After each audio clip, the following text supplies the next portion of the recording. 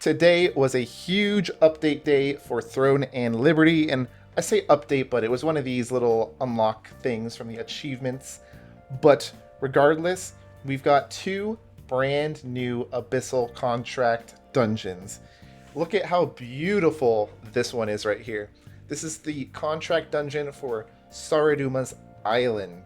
As you can see, it's a massive, massive island filled with a bunch of monsters.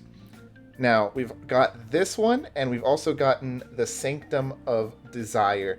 Two brand new Abyssal dungeons for you guys to farm with your Abyssal Contract tokens. So make sure you guys are not using all of your contract tokens, and you use them in these new areas now. You don't want to be farming only the Shadow Crypt, you want to be farming the brand new ones. Now, how do you know which island that you want to farm exactly? Well, you want to start with your contract scrolls right here. Whichever place that you have contract scrolls for, do those because these give insane rewards. So always focus on your contract scrolls. Now, my contract scrolls right here for the Sanctum of Desire, so I would go farm the Sanctum of Desire, and then once I get contract scrolls for another area, I'll head on over there. Now, other than that, if you have no contract scrolls, let's go ahead and go over the loot that you guys can be obtaining today in the brand new dungeons. We'll go ahead and go over Saurodoma's Island since we're here. Now, to get to Saurodoma's Island, you're going to ideally have a guild that will be able to help you guys by teleporting you straight here. That way you guys don't have to do the right way of doing it. But if you don't have the correct guild and you have to learn how to do this the right way, I'll go ahead and teach you exactly how to do that. We'll start by flying on over, or teleporting on over, to, where is it? I can never find this place. Starlight Observatory Ruins. We'll teleport on over there.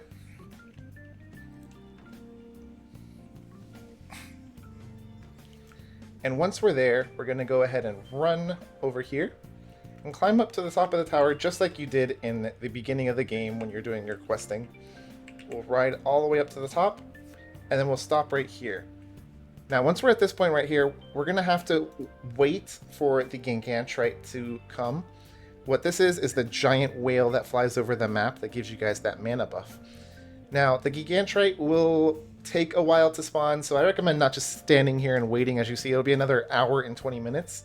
So make sure that when he spawns, you get over here, wait until he comes. He'll fly around in circles for about a minute or two. It'll give you some time to jump onto his back. And then he will give you a ride, he'll fly you all over the place, and then eventually he'll lead you to the Saurodoma's Island waypoint. If you would like to see exactly how I was able to get there, go ahead and wait till the end of the video, and I'll put a little clip of myself flying over there. It was pretty cool seeing pretty much the whole entire server on top of the whale's back, flying and missing the waypoint. It was pretty horrible. But yeah, that happened. So make sure you guys don't miss that place either. Now, let's go ahead and go over the loot that you can get in Saurodoma's Island. Now, the boss right here, he drops pretty much everything, but the main loot that you're going to be looking for is going to be the Phantom Wolf breeches, and I guess the weapon as well, but I'm mostly saying the Phantom Wolf breeches. Now, the boss drops the Phantom Wolf breeches, and the soldier drops the Phantom Wolf breeches. So keep an eye out for that. Now, the crossbow and the other stuff are definitely good too. So if you get these, you could definitely sell them for good money. But let's go ahead and show you exactly why I'm saying the Phantom Wolf breeches are so insane. If you go over to armor, go to legs, check out the extracts for the Phantom Wolf breeches. They go for about 2,000 if you can get a maximum health. And there hasn't been too many recent quantities sold because these items just got into the game, but now that people are going to be able to obtain the Phantom Wolf breeches, these are going to start selling quite a lot because these are very good breeches. Now, other than the Phantom Wolf breeches, let's go ahead and go over what else there is in the second dungeon over here. We have the Sanctum of Desire. Let's go ahead and fly on over, or teleport on over, to the Sanctum of Desire. I think we are actually at a perfect time to go over the mechanic in order to get into the dungeon. Now, as you can see right here, if I run up to the gates, the gate is locked. We cannot enter the gate. Why can't we get into the gate? Well, if we go ahead and step out here and we look back a little bit right here, we could see the weather right now. The weather is sunny and cloudy, so it's not rainy, right? That's what matters. Clear and a gentle breeze. All that matters is that it's not raining. So what we're gonna have to do is sit here until it starts raining. Now, that might sound like terrible game design, but don't worry guys, you don't have to just sit here and be like, when is it gonna rain? It should rain about every 15 minutes, according to the server time down here.